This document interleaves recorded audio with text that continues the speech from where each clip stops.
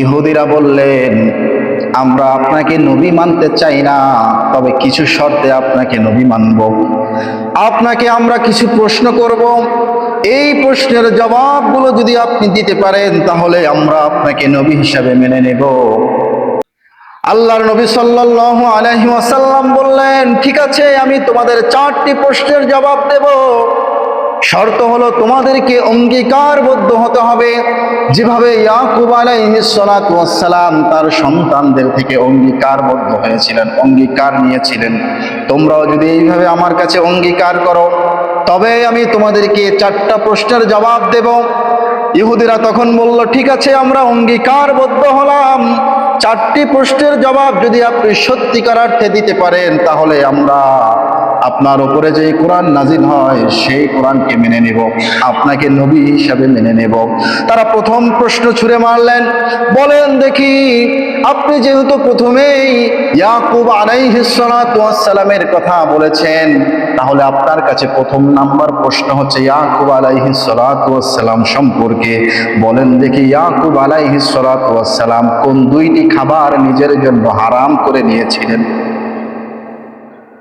তখন নবী করিম সাল্লাল্লাহু আলাইহি ওয়াসাল্লাম বললেন, ওই মূসার কসম, ওই আল্লাহর কসম, যে আল্লাহ মূসা আলাইহিস সালাতু ওয়াস সালামের উপরে তাওরাত কিতাব অবতীর্ণ করেছে, সেই মূসার শপথ খেয়ে বলছি, সেই আল্লাহর শপথ খেয়েও বলছি যে ইয়াকুব আলাইহিস সালাতু ওয়াস সালাম নিজের জন্য যে 2টি খাবার হারাম করে নিয়েছিলেন, তার 1 নাম্বার খাবার হলো উটের মাংস, 2 নাম্বার খাবার হলো উটের দুগ্ধ। এই 2টি খাবার তিনি নিজের জন্য হারাম করে নিয়েছিলেন। কেন হারাম করে নিয়েছিলেন? ইয়াকুব আলাইহিস সালাতু ওয়াস সালাম অসুস্থ হয়ে পড়েছিলেন। তিনি লক্ষ্য করে দেখলেন তার হচ্ছে সব থেকে পছন্দের মাংস হচ্ছে উটের মাংস, এবং দুধের ভিতরে সব থেকে পছন্দের দুধ হচ্ছে উটের দুধ। তিনি যখন উটের মাংস খান তখন তার ওই রোগটা আরো বেড়ে যায়। তিনি যখন উটের দুগ্ধ পান করেন তখন ওই রোগটা আরো বৃদ্ধি পায়। আল্লাহর কাছে মান্নত করলেন, আল্লাহ তাআলা যদি আমাকে এই রোগ থেকে আরোগ্য দেয় তাহলে এই আমার পছন্দের উটের মাংস আর এই দুগ্ধ কোনোদিন আর খাবো না। তখন ইহুদিরা বলল, সদাকতা, আপনি সত্যি বলেছেন। কিভাবে আপনি সত্যি কথা বললেন? এই ঘটনা কিভাবে আপনি জানলেন?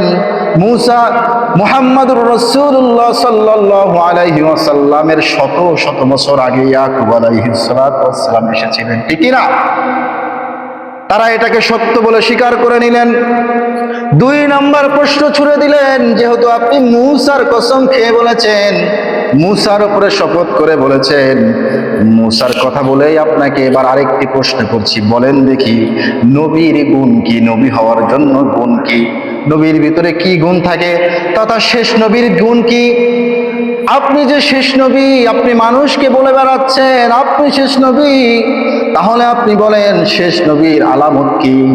আল্লাহর নবী সাল্লাল্লাহু আলাইহি ওয়াসাল্লাম 2 নাম্বার প্রশ্নের জবাব দিলেন, শেষ নবীর বড় একটা আলামত হলো শেষ নবী যখন ঘুমায়, তার চক্ষু ঘুমায়, তার অন্তরটা জেগে থাকে। আল্লাহু আকবার। নবী করিম সাল্লাল্লাহু আলাইহি ওয়াসাল্লাম, হাদিসে আছে, নবী করিম সাল্লাল্লাহু আলাইহি ওয়াসাল্লাম তিনি যখন ঘুমাতেন তার চক্ষু নিভে যেত, কিন্তু তার অন্তরটা জাগ্রত থাকতো। ঘুমন্ত অবস্থায় কি কি হতো সব কিছু বলতে পারতো। আল্লাহু আকবার। তখন ইহুদিরা বলল, আপনি ঠিক কথা বলেছেন, সত্য কথা বলেছেন। এরপরে 3 নাম্বার প্রশ্ন ছুড়ে দিল, বলেন দেখি, আর রাদ কি? রাদুন কি? এটা আমাদেরকে জানান।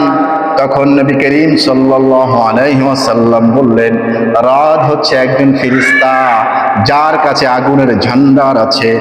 এরপরে নবীকে ওই প্রশ্নের সাথে জুড়ে দিলেন, বলেন দেখি, এই যে মাঝে মাঝে বিকট আওয়াজ হয় তথা বজ্রপাত হয় কিনা?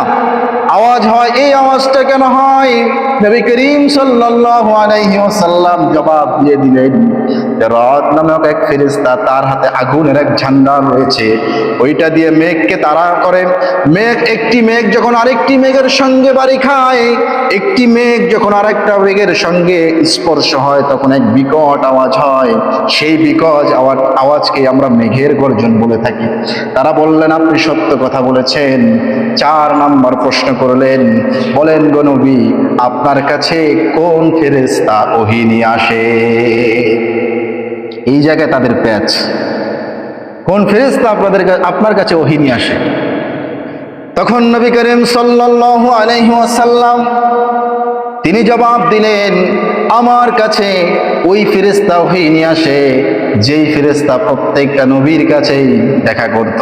তার নাম আর কোনো কিছু নয়, তার নাম হলো জিবরাইল আলাইহিস সালাতু ওয়াস সালাম।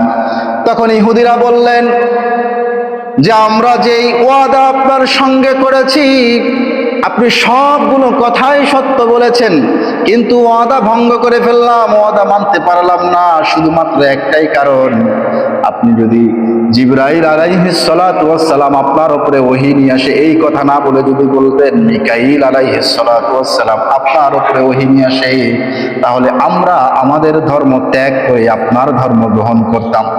ইহুদিরা কত নেমে খারাম! তাহলে কেন? নবীকে জবাব দিলেন, জিবরাইল হলো আমাদের শত্রু, জোরে বলেন নাউজুবিল্লাহ, আর মিকাইল হলো আমাদের বন্ধু। মিকাইল কে? মিকাইল একজন ফেরেশতা, জিবরাইল একজন ফেরেশতা। তারা জবাব দিলেন, জিবরাইল হচ্ছেন আমাদের শত্রু আর মিকাইল হচ্ছে আমাদের বন্ধু। জিবরাইল যুদ্ধের আয়াত নিয়ে হাজির হয়ে যায় আপনার কাছে, যুদ্ধের আয়াত, কষ্টের আয়াত, ধৈর্য ধারণ করার আয়াতগুলো আপনার কাছে নিয়ে আসে। আর মিকাইল যখন আসে, মিকাইল বৃষ্টি বর্ষণ করায়, রিজিকের ব্যবস্থা করে, এই সমস্ত কাজে তিনি নিয়োজিত আছে। অতএব মিকাইল হচ্ছেন আমাদের বন্ধু আর জিবরাইল হলো আমাদের শত্রু। নাউজুবিল্লাহ বলেন। কোন তাফসির ইবনে কাসিরের মধ্যে আছে 5টা প্রশ্ন ছুড়ে দিলেন।